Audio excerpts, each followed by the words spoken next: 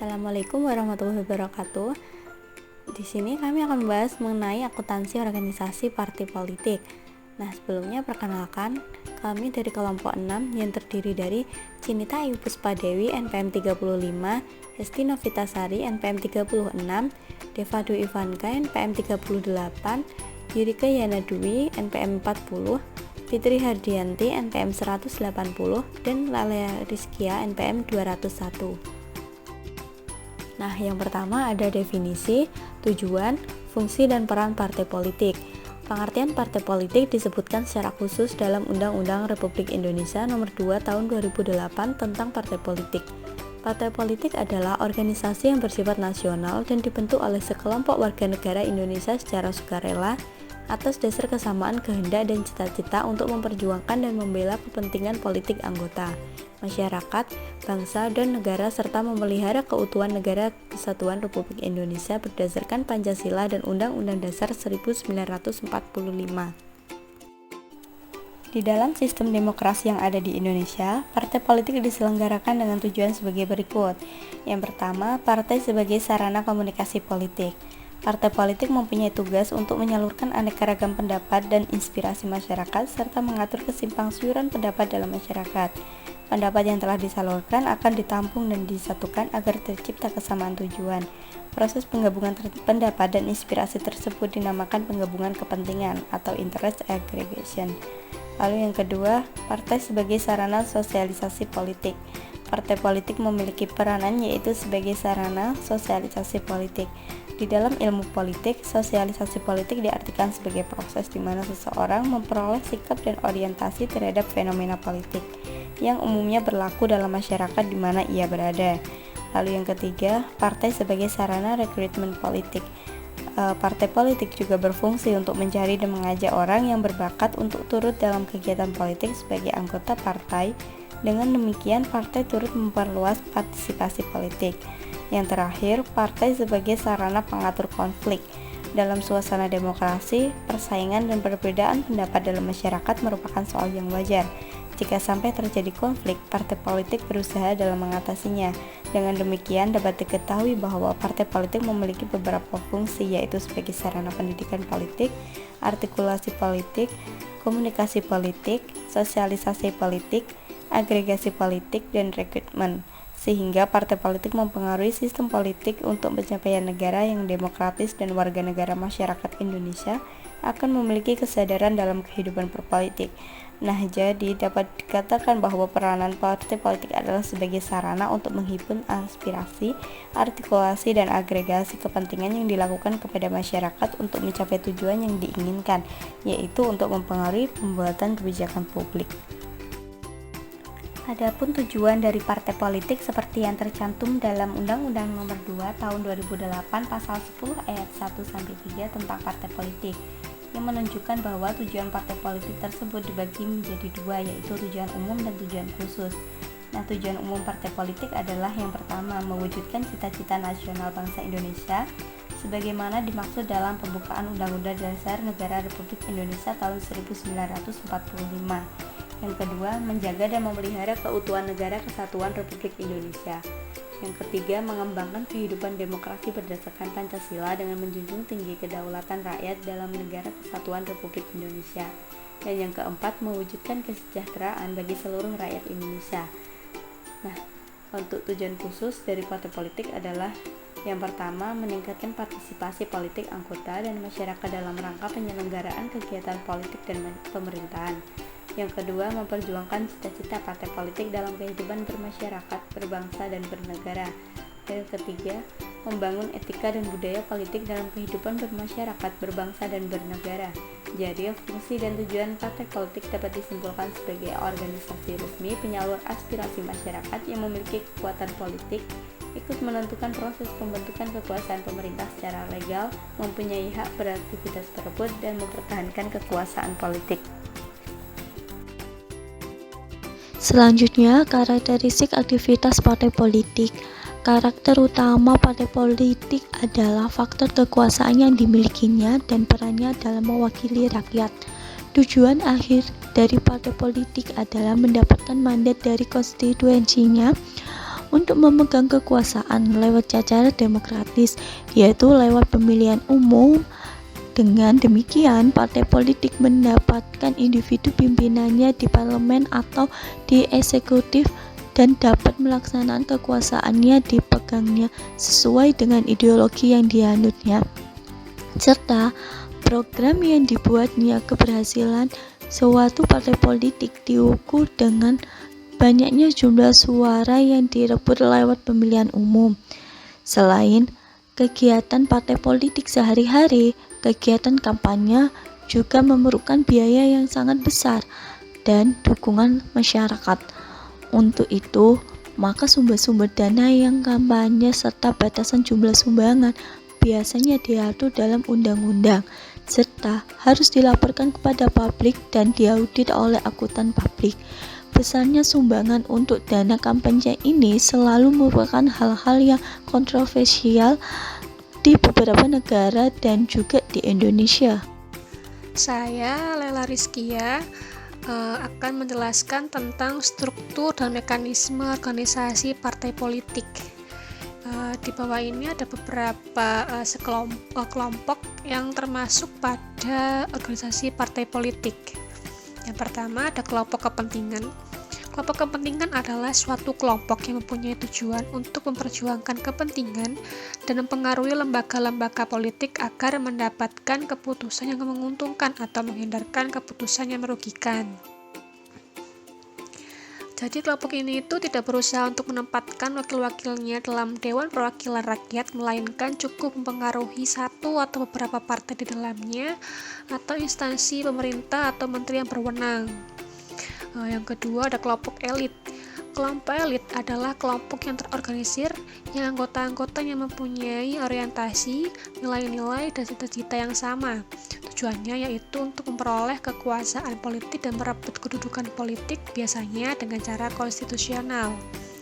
Contohnya yaitu elit politik yang di dalamnya terdapat kader-kader yang nantinya akan dipilih melalui pemilihan ketua umum partai. Pemilihan ini diikuti oleh anggota-anggota yang terdaftar di dalam partai tersebut. Ketiga, ada kelompok birokrasi. Suatu kelompok yang memiliki peranan dalam proses terciptanya suatu kebijakan umum yang diambil dari bawah ke atas atau dari atas ke bawah yang keputusan itu sangat bermanfaat. Contohnya pembuatan SKCK yang prosesnya dimulai dari tingkat terkecil, yaitu dari RT, RW, dan dilanjutkan kemudian lanjutkan ke kelurahan sebelum SKCK dibuat di Polsek ataupun di Polres. Yang keempat, massa. Massa merupakan sekelompok orang yang berpartisipasi dalam proses pemilihan pemimpin-pemimpin politik dan turut serta secara langsung atau tidak langsung dalam pembentukan kebijakan umum yang merupakan tujuan dari terbentuknya partai politik. Yang kelima ada kelompok penekan. Kelompok penekan merupakan salah satu institusi politik yang dapat dipergunakan oleh rakyat untuk menyalurkan aspirasi dan kebutuhannya dengan sasaran akhir adalah untuk mempengaruhi atau bahkan membentuk kebijakan pemerintah. Jadi kelompok penekan ini dapat terhimpun dalam beberapa asosiasi yang mempunyai kepentingan yang sama seperti lembaga swadaya masyarakat, organisasi-organisasi sosial keagamaan, organisasi kepemudaan, organisasi pembela hukum dan HAM, dan ini terakhir adalah yayasan atau badan hukum lainnya. Pada umumnya dapat menjadi kelompok menekan dengan cara mengatur orientasi tujuan-tujuannya yang secara operasional sehingga dapat mempengaruhi kebijakan umum. Kemudian struktur organisasi partai terdiri dari yang pertama organisasi tingkat pusat dipimpin oleh Dewan Pengurus Pusat disingkat DPP. Yang kedua organisasi daerah provinsi dipimpin oleh Dewan Pengurus Wilayah disingkat DPW. Yang ketiga organisasi daerah kabupaten atau kota dipimpin oleh Dewan Pengurus Cabang disingkat DPC. Yang keempat organisasi tingkat kecamatan dipimpin oleh Dewan Pengurus Anak Cabang disingkat DPAC. Yang kelima organisasi tingkat desa atau kelurahan atau setingkat yang dipimpin oleh Dewan Pengurus Ranting disingkat DPRT. Yang keenam, organisasi tingkat dusun atau lingkungan atau kawasan atau pemukiman dipimpin oleh Dewan Pengurus Anak Ranting disingkat DPRT. Untuk perwakilan partai di luar negeri dapat dibentuk struktur organisasi partai setingkat Dewan Pengurus Cabang, yaitu Dewan Pengurus Cabang Perwakilan disingkat DPCP. Kemudian contoh struktur organisasi partai. Kelompok kami menggunakan contoh struktur organisasi Partai Gerindra. Yang pertama, di atas sendiri ada Dewan Pembina, Dewan Penasehat, dan Dewan Pakar. Di bawahnya ada Ketua Umum, Wakil Ketua Umum, Badan-badan, Ketua Harian. Yang di bawahnya lagi ada Bendara Umum, Sekretaris Jenderal. Di bawahnya lagi ada Ketua Bidang. Di bawahnya lagi ada Kepala Departemen. Badan-badan ini meliputi BSO, Kesira, Bakom, Badiklat, Badan Disiplin Partai, Badan Kajian dan Kebijakan Partai. Dan saya partainya ada Tidar, Pira, Kira, Gemira, Satria, Gema Sadana, Batara, Nusantara, dan Petir. Struktur dan kelembagaan partai politik berbeda-beda sesuai dengan anggaran dasar dan anggaran rumah tangga masing-masing. Secara struktural, kepemimpinan tertinggi harian partai politik berada di tangan Ketua Umum. Namun, keputusan strategis berada di tangan pimpinan tertinggi partai politik seperti Dewan Pembina, Majelis Pertimbangan, Dewan Penasehat, Dewan Kehormatan, dan Majelis Syuro. Sementara itu, terkait keseimbangan gender, partai politik harus melibatkan perempuan dalam struktur dan kelembagaan mereka. Keterlibatan tersebut diatur melalui Undang-Undang Nomor 2 Tahun 2011. Setidaknya perempuan mendapatkan porsi 30% dari total anggota yang ada di level kepengurusan Dewan Pemimpin Pusat. Keterlibatan perempuan juga harus memenuhi paling sedikit 30% dari total keseluruhan anggota. Selanjutnya, keuangan partai politik. PP nomor 5 tahun 2009 tentang bantuan keuangan kepada parpol juga dijelaskan Permendagri nomor 24 tahun 2009 tentang pedoman tata cara penghitungan, penganggaran dalam APBD, pengajuan dan laporan pertanggungjawaban penggunaan bantuan keuangan parpol. Perhitungan harusnya sesuai dengan Permendagri. Untuk nilai bantuan bersuara digunakan perhitungan jumlah anggota DPR dikali bantuan keuangan, kemudian dibagi jumlah perolehan suara pemilu, lalu untuk jumlah bantuan keuangan dihitung dengan mengalikan antara jumlah perolehan suara parpol dan nilai bantuan suara. Keuangan partai politik sendiri meliputi yang pertama, iuran anggota, 2. Sumbangan perusahaan, 3. Subsidi dana publik, 4. Fasilitas publik, 5. Sumbangan individual, 6. Sumbangan organisasi buruh dan sejenis, dan yang terakhir, sumbangan dari pihak asing. Pengguna laporan keuangan partai politik.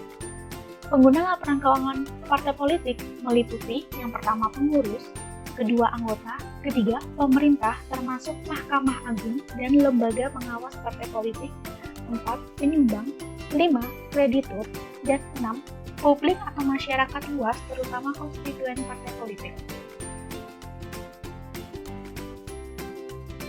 Selanjutnya, tinjauan terhadap PSAK nomor 45.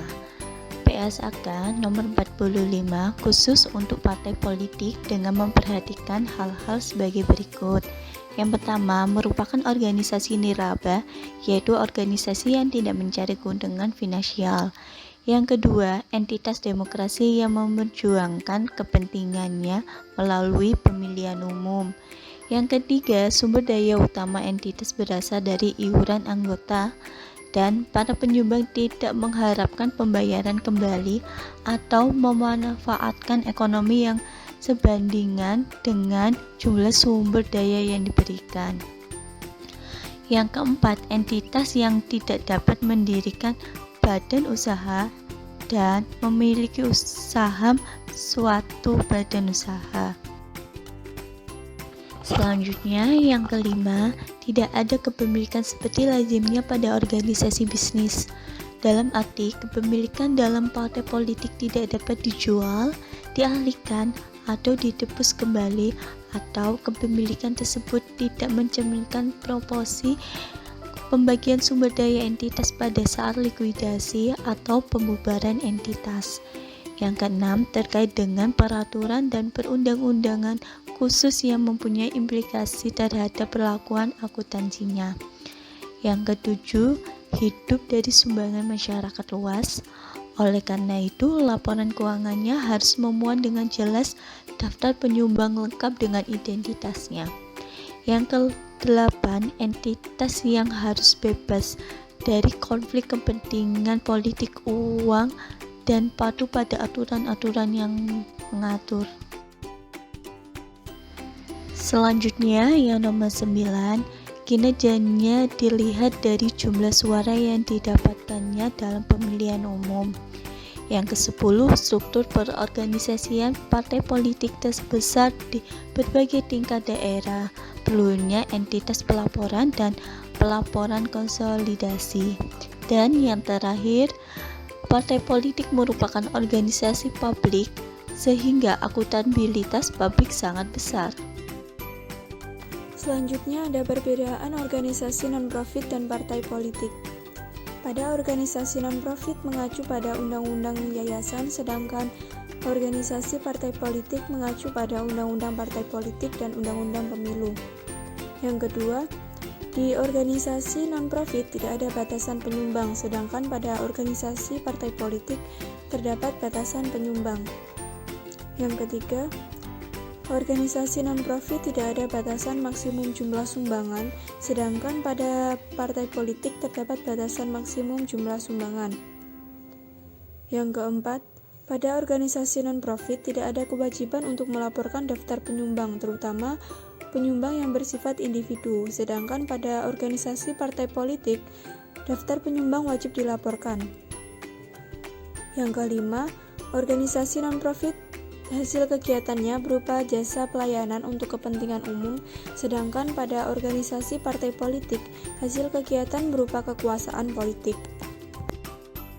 Perbedaan organisasi non-profit dan partai politik selanjutnya yaitu pada organisasi non-profit akuntabilitas berupa kegiatan yang sesuai dengan tujuan organisasi dan manajemen yang baik, sedangkan pada partai politik akuntabilitas berupa bersih dari politik uang, kepatuhan pada hukum, dan posisi politik sesuai dengan janji kepada rakyat.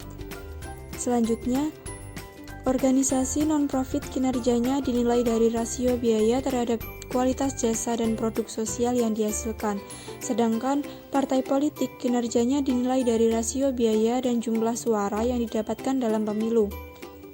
Selanjutnya, organisasi non-profit merupakan organisasi publik sehingga kebutuhan publik untuk menilai kinerjanya lebih kecil dibandingkan partai politik, sedangkan organisasi partai politik merupakan organisasi publik sehingga kebutuhan publik untuk menilai kinerja partai politik lebih besar dibandingkan organisasi non-profit lainnya. Selanjutnya contoh laporan keuangan partai politik. Selanjutnya laporan posisi keuangan pada Partai Gerakan Indonesia Raya Gerindra pada periode 31 Desember 2015 dengan angka pembanding tahun 2014.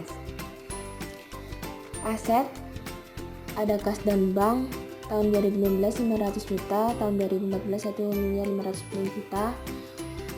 Kemudian biaya dibayar di muka tahun 2015 176 juta 981 ribu, tahun 2014 1.278 juta 849 ribu. Lalu ada aset terikat untuk investasi. Aset tetap setelah dikurangi akumulasi penyusutan pada tahun 2015 1.565 juta 183 ribu, tahun 2014 1.850 juta 278 ribu. Kemudian jumlah untuk aset pada tahun 2015 sebesar 2.242 juta 164 ribu. Kemudian pada tahun 2014 4.639 juta 128 ribu. Lalu untuk liabilitas dan aset bersih. Liabilitas ada biaya yang masih harus dibayar, hutang pajak, hutang lain-lain. Lalu jumlah liabilitas Pada tahun 2015 1 miliar 86.138.000. Kemudian pada tahun 2014 1 miliar 368.128.000. Lalu untuk aset neto ada tidak terikat temporer. Lalu jumlah aset netonya pada tahun 2015 besar 1.156.036.036.000. Kemudian 2014 sebesar 3.370.999.000. Lalu untuk jumlah dari liabilitas dan aset neto sebesar 224.2.164.000 itu pada tahun 2015. Kemudian pada tahun 2014 sebesar 4.639.128.000. Nah, selanjutnya ada laporan aktivitas dari Partai Gerakan Indonesia Raya Gerindra untuk tahun yang berakhir pada tanggal 31 Desember 2015 dengan angka pembanding tahun 2014. Di sini ada perubahan aset neto tidak terikat, terdiri dari penerimaan kas negara melalui APBN, iuran anggota fraksi Gerindra DPR RI, iuran kontribusi, sumbangan pihak ketiga, sumbangan perorangan, sumbangan pengurus, lain-lain. Untuk jumlah penerimaan pada tahun 2015 sebesar 12.176.188.000 itu tidak terikat.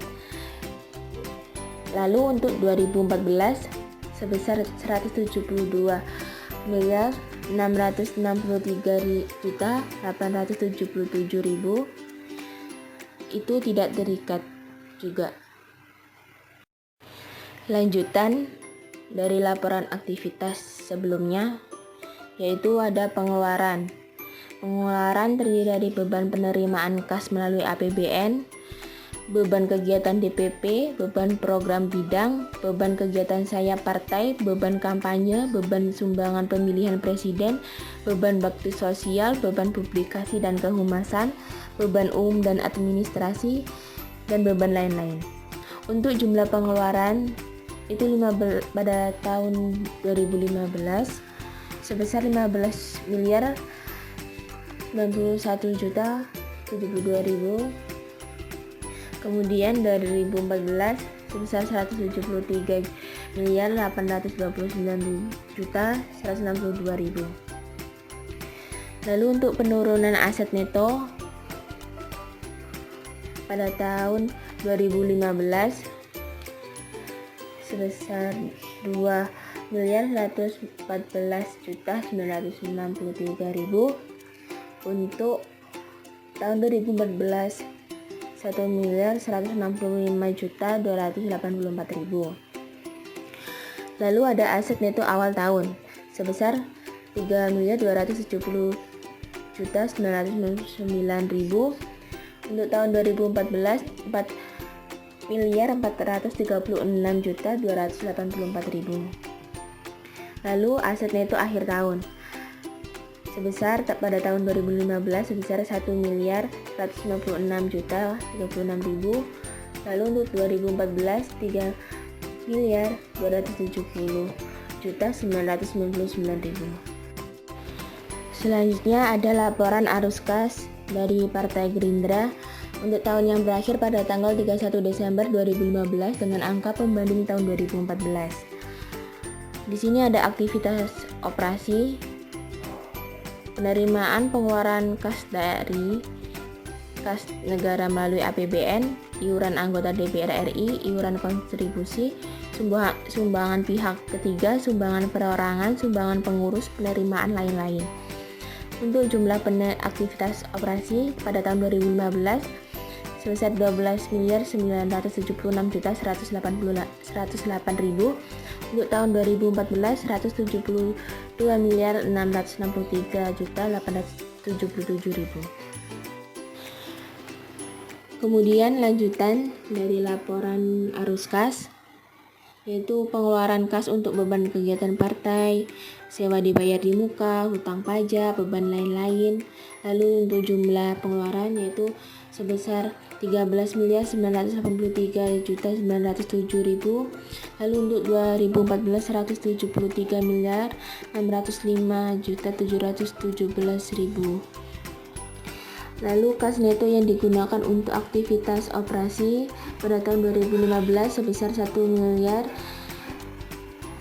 Kemudian tahun 2014 941 juta. Lalu aktivitas investasi pada pembelian aset tetap pada tahun 2015 sebesar 94 juta. Lalu untuk tahun 2014 48 juta. Kas neto yang digunakan untuk aktivitas investasi yaitu 94 juta pada tahun 2015, pada tahun 2014 48 juta. Lalu penurunan neto kas dan bank pada tahun 2015 sebesar 1.101.868.000 itu tahun 2015. Untuk tahun 2014-nya 989.853.000. Kas dan bank pada awal tahun itu pada tahun 2015 sebesar 1.278.849.000. Lalu untuk 2014 2.268.703.000. Kas dan bank pada akhir tahun pada tahun 2015 sebesar 176.981.000. Pada tahun 2014 1.278.849.000. Sekian dari presentasi kelompok kami. Apabila ada kata yang kurang berkenan mohon dimaafkan. Wassalamualaikum warahmatullahi wabarakatuh.